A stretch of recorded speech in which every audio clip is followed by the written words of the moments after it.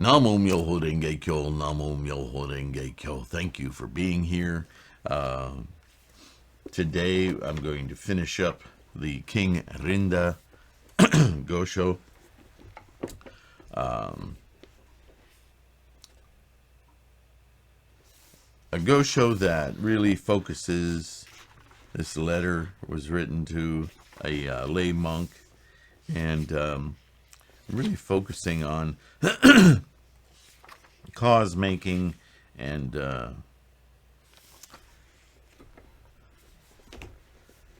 as usual with Nichiren, the proper order of teachings. And let's just get into it. He just got through talking about how tradition in Japan got in the way of scholastic or scholarly accuracy, and how the true teachings were relegated to some third place because of politics, basically, and just monks that sought to be more favored by the shogunate, by the government, and as a government wanting to control its populace, they were able to inculcate old teachings of mudras and mantras and other mystical kind of things. People love magic. And, Buddhism doesn't have any magic in it. The stories have a lot of magic in it because the stories are about investigating the way our minds work. And it can seem magical. But the point, the meaning, is always about our understanding of the way our own mind works and the way our minds are so easily distracted to a million other things, but not Buddhahood, not clarity, not self-knowing, right? Knowledge turns into an accrual of widgets and facts and stuff that entertains and sounds good, looks good, somehow makes you feel happy. But real happiness in Buddhism isn't about immediate gratification. It's about immediate enlightenment. It's about understanding the profundity and the meaning and the preciousness of this moment of consciousness that we have, enabled by this samsaric body. Without this samsaric body, we can't have this moment of clarity and that tingling knowing of, wow, this is amazing, right? Because there is no this to be amazed by if we're not in samsara. So Buddhahood, and in the entirety of Buddhist practice, is about living this life well in each and every moment. Not to be entertained and dissuaded and distracted and pleasured. That's not the goal of Buddhism. The goal of Buddhism is far beyond that immediate little animal-like, egotistical satisfaction. That fades super quickly and actually becomes the source of our suffering, because it's impossible to maintain that constant excitement, right? Rather, we should train our mind, retrain our mind to be excited by our enlightenment, our awakening, our Buddha nature. But that's hard. It takes effort. So people walk away from that very easily because distraction, because squirrel, because that's samsara, right? So Buddhism is very much, if you could adopt an idea of training, like any sport or scholarship. If you've ever gone to school to learn something, you have to dedicate some time to it before you become successful, or at least knowledgeable about what it is that you're working toward. That's Buddhism, all right? Think of it like that. So he goes on about these previous teachers in the culture of Japan that have dissuaded us, or dissuaded Japanese and the government from the true teachings of Shakyamuni Buddha. And he says, in this manner, he attempted to deceive Emperor Saga by placing his own true word school side by side with the 7 older schools and asserting that the 7 older schools represent mere expedient teachings while the true word school represents the ultimate truth. So there's a grain of truth in that, in saying that these other schools are preparatory, because everything taught before the Lotus Sutra was preparatory for the Lotus Sutra. But instead of pointing to the Lotus Sutra, he relegates the Lotus Sutra to one of those preparatory teachings, and he claims that the true word is the supreme. You know, in the power of governments in those days, super authoritarian, knowledge was granted to those that small percentage of the society that was afforded the time and the living to study. If they said so, then everyone just did it, right? It's not like they had public schooling back then. Hell, a lot of people just couldn't read or write anyway. They just did what they were told. Pure authoritarianism. In the period that followed, everyone throughout the country of Japan became a follower of the true word school. Just, that's the way it goes, right?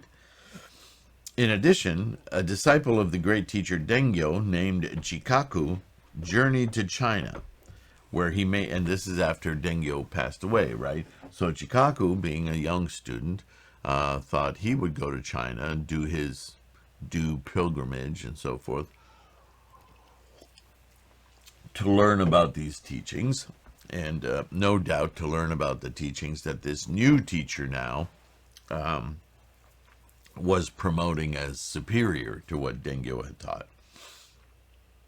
And so he goes to China, where he made a thorough study of the secret doctrines of the Tendai and True Word schools before returning to Japan. So he studied Tendai's 3,000 Realms, right? And the Lotus Sutra, but he also studied the True Word doctrines. He wrote commentaries on 2 works, the Diamond Crown Sutra and the Susidikara Sutra, and founded a temple called Zento-in on Mount Hiei. So he joined the fray. In his commentaries, he asserted that the Mahavajracana Sutra should be ranked first and the Lotus Sutra second. Well, obviously he was deferring to, is it Kobo? I believe it was Kobo. And he put forth countless other erroneous statements, just as Kobo had done earlier. I have touched upon this matter somewhat in my earlier letters. Yes, we know. So Jikaku became looking for fame himself, moving up himself, wrote doctrines agreeing with Kobo, and again, you know, shunning Gongyo and the Tendai school. Even though he went to study that, he evidently went to understand the rhetoric and the way that Kobo had twisted things, and he joined the fray. This eminent teacher was followed, not eminent because he was right, but eminent because of his position in the government, right? Followed by another, the great teacher Chisho, who propagated his teachings from the temple known as Onjoji. Among all the temples today, this one appears to me to be causing the greatest damage to the nation. Among the 3,000 monks of Mount Hiei, there were some who, if Jikaku and Chisho had not insisted upon the point, would never have acknowledged the superiority of the true word teachings. But all of them had their mouths stopped and their minds deceived by Jikaku, also known as the great teacher Enin, and no one was able to say a word in opposition. Talk about authoritarian, right? Moreover, the support lent by the ruler and his ministers surpassed even that had been in the time of Gongyo and Kobo, so that the Mount Hiei, the 7 temples of Nara, and indeed the whole country of Japan joined in declaring that the Lotus Sutra was inferior to the Mahavajracana Sutra. So you see, Nichiren is describing the politics and the economics of the way that these erroneous teachings came into traditional power, right? They were enforced by samurai edict from the government, the shogunate, and these posers found a way to distinguish themselves as eminent scholars. In the various temples where the Lotus Sutra had earlier been propagated, the teachings of the true word school were now disseminated and hailed as superior to the Lotus Sutra. Do you see how this isn't just an option, you can do that or this, but that this option was actually enforced in its stead? Whatever you learned before about the Lotus Sutra, throw that away. This is now the new thing. So in that way is what Nichiren describes as being an enemy of Shakyamuni Buddha, because Shakyamuni's teachings very clearly culminate in the Lotus Sutra. And when these charlatans show up on the scene for avarice of political power and position and financial wealth, they propose a different path. They're actually shunning the creator of Buddhism, the teacher, and saying, don't pay attention to him, I know better.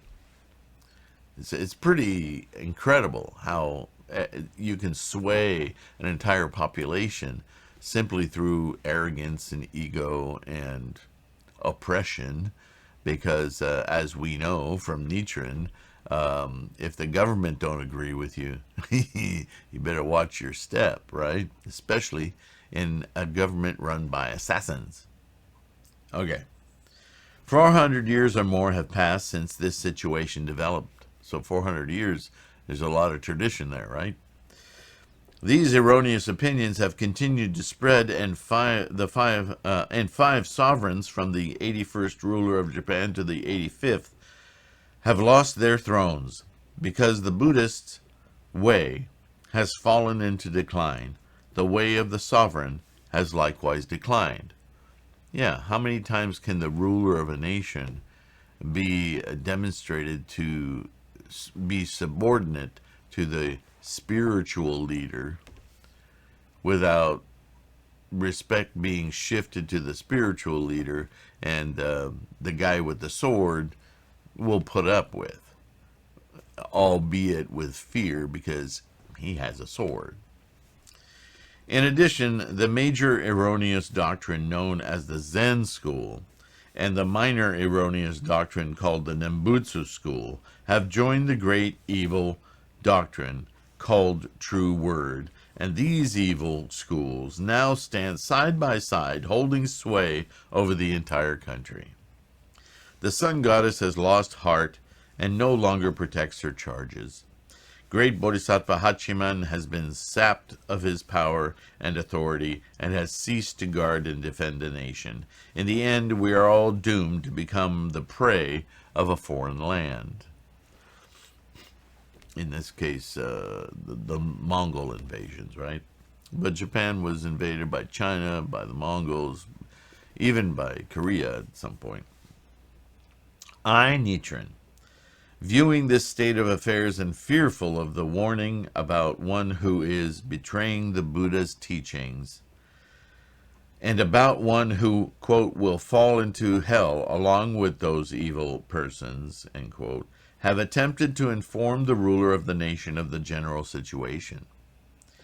But led astray by erroneous doctrines, he refuses to believe me, and on the contrary, he has become a deadly enemy. Right, we know this story. We hear it over and over again about his Nichiren's exiles, the attempt on his life, so on and so forth. This is what he's talking about. Is he's taken his oath of votary of Shakyamuni's teachings and its pinnacle in the Lotus Sutra, and he's taken it to the leadership because Nichiren understands that as the leaders go, so does the nation.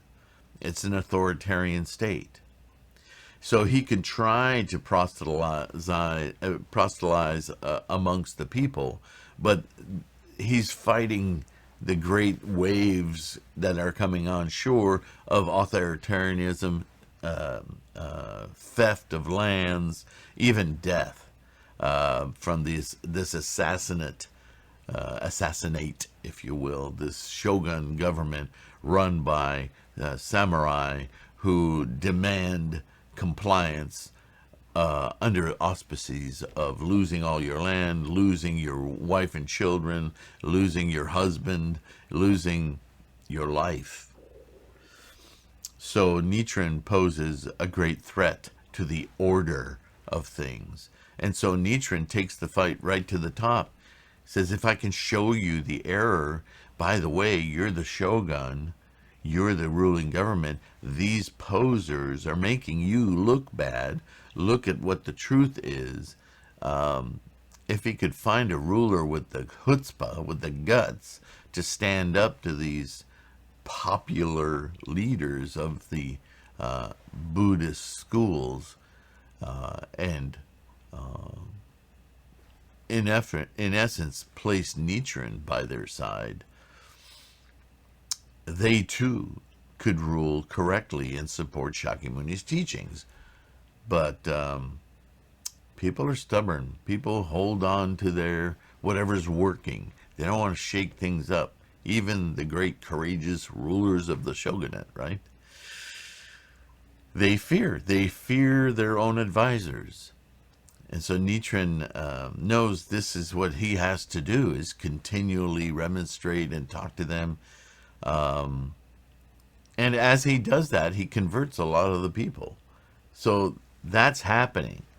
And even though some of them are being beheaded for it. So they kind of have to practice in secret. But Nichiren knows that this is his mission. He has to keep plugging away at, although he obviously spends a lot of time writing letters like this to his followers, his students. He is really focused until he retires in Minobu. That's what his life is about, is trying to get it from the top down. And ultimately, he succeeds not by top down, but by welling up such a tremendous amount of courage in the populace that the top has to acknowledge the bottom. It's kind of ironic, isn't it? Okay. Although I try to point out that this country is full of people who would like to do away with the Lotus Sutra, no one understands me, and so they merely go on committing errors of foolishness, right? Ignorance and foolishness.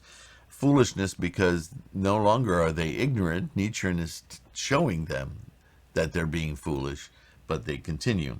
And now, in addition, a votary of the Lotus Sutra has made his appearance so that the people of Japan, on top of their foolishness, give way to anger, favoring erroneous teachings and viewing the correct teaching with hatred. In a country where the three poisons of greed, anger, and foolishness prevail to such a degree, how can there be peace and stability? Well, that statement could be made today, could it not? Look at our country today. Look at the West today. The entire world today, right?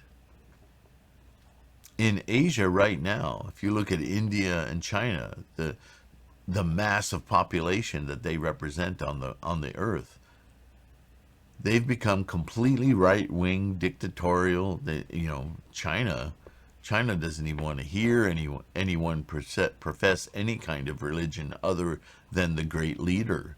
Like Korea. We talk about North Korea as being abhorrent, but and it is, to be fair. The holiness in that country is that family of the leadership. It's really, really twisted. And China is not that far behind, though. There's a big difference, but ideologically, they're very much into their own people and communist thinking. And their superiority of all other people on the planet. They're certainly not Buddhist. Although there is Buddhism practiced in that nation, they tend to be of the Zen variety, the Chan variety, the Bodhidharma variety. And so they've steered away from Shakyamuni. So again, just like Nichiren is talking about here, even those Buddhists are practicing erroneous views and working against the true teachings of Shakyamuni. India, completely, I mean, over 120 national languages. I say that because imagine how many versions of Hinduism and Brahmanism and Vedic and Jain, and it's just a mishmash of thousands of types of deities and worship and so forth. It's a mess of religion. And consequently, the people are very magically inclined. And their leadership right now is extremely right-wing and dictatorial, certainly authoritarian. And the caste system still alive and well there. Amazing. Though that was the seat of Shakyamuni's birth and where he started teaching Buddhism, where he attained enlightenment. India is a mess today. So, following along with that authoritarian mindset, Brazil and the U.S. And other countries have all come into that same kind of, and the instability in the world today, it's unfathomable. Sorry, I don't mean to be depressing. I just want to demonstrate how Nichiren's teachings here and his insight into Japan are completely resonant with our experience of the world today. Why? Because we're in the same age. We're in the latter day of the law. So these teachings are incredibly relevant to our lives, yours and mine. Okay? In the kalpa of decline, which is this kalpa, the three major calamities will occur, namely, the calamities of fire, water, and wind. Oh man. We're running out of fresh water across the planet. We've got fires. My God, look at the west coast of the United States right now. And into Alaska even. Just huge fires, drought. And in the kalpa of decrease, the three minor calamities will occur, namely famine, pestilence, and warfare. Look at the pandemic we're suffering right now. Famine occurs as a result of greed. Pestilence as a result of foolishness. And warfare as a result of anger. We're in perpetual wars all over the world.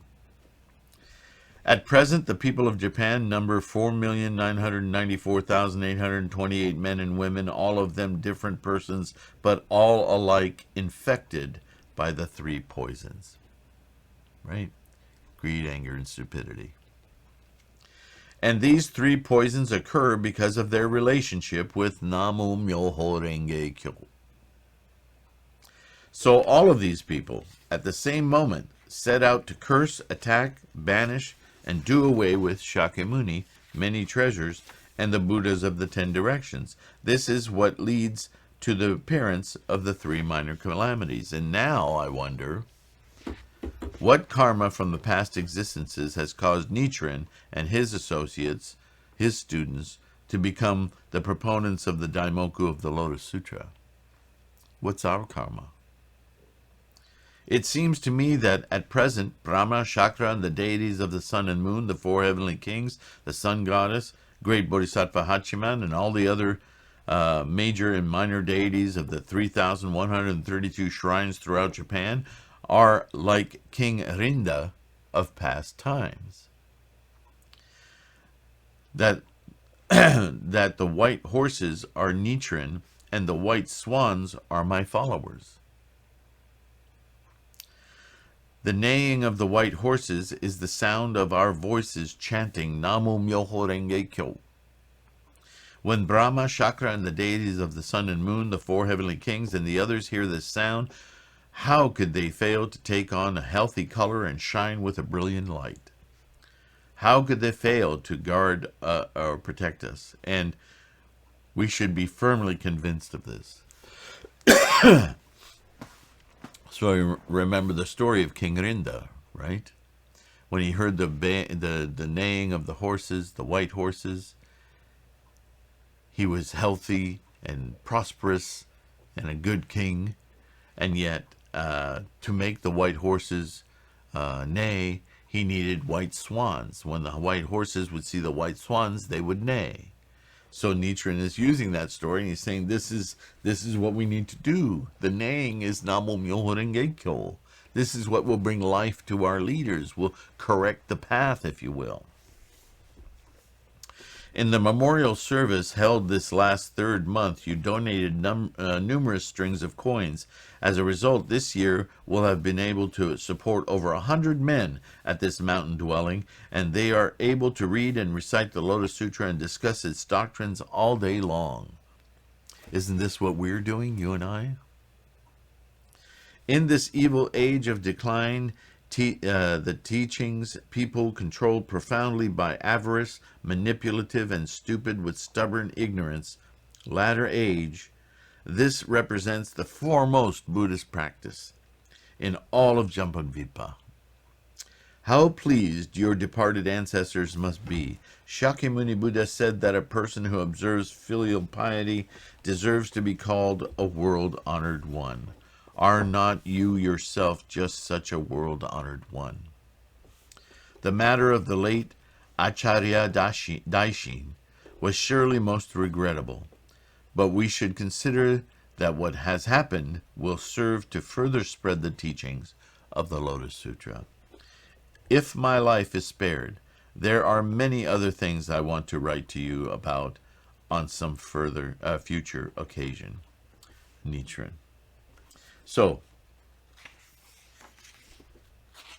that's a very powerful thought, to think that your dedication to your practice, to watching this channel, to those of you who are patrons or on Patreon, or simply donating time and support for this Sangha, it is you who are turning the tide, eventually, to push back against this authoritarianism, this warring, this foolishness, this ignorance. It is through our bodhisattva practice that we can make this grow, this possibility influence the greater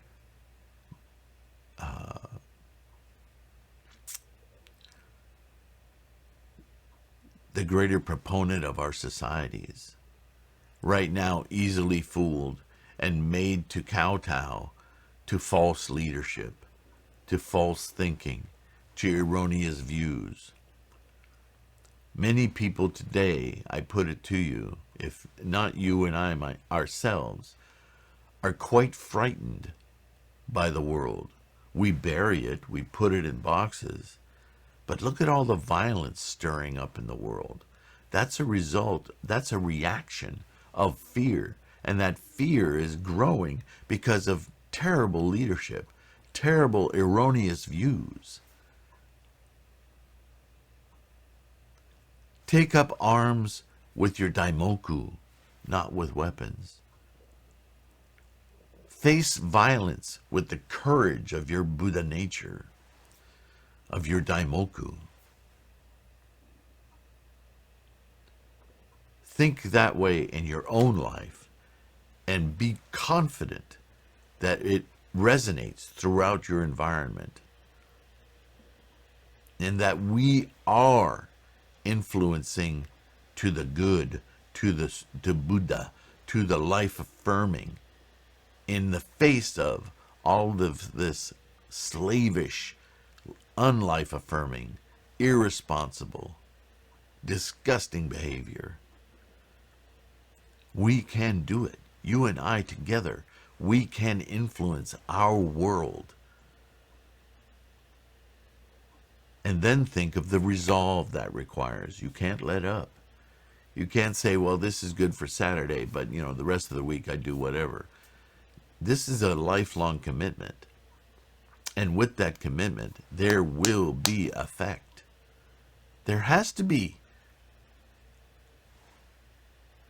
That's just the nature of life. Thank you for joining me on this journey. All the courage I can help influence you with, I hope that I do. Ultimately, whatever time of the day, if you feel like chanting and doing Gongyo, practicing, reciting, do it. When you think about it, do it. 5 minutes, 5 hours, just do it whenever you can, because it will improve your life and the life of those around you.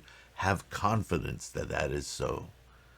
NaMuMyoHoRenGeKyo. Thank you so much for being here, and we'll see you in the next one, okay? Take care, watch your health, and comment below. Thanks. Bye.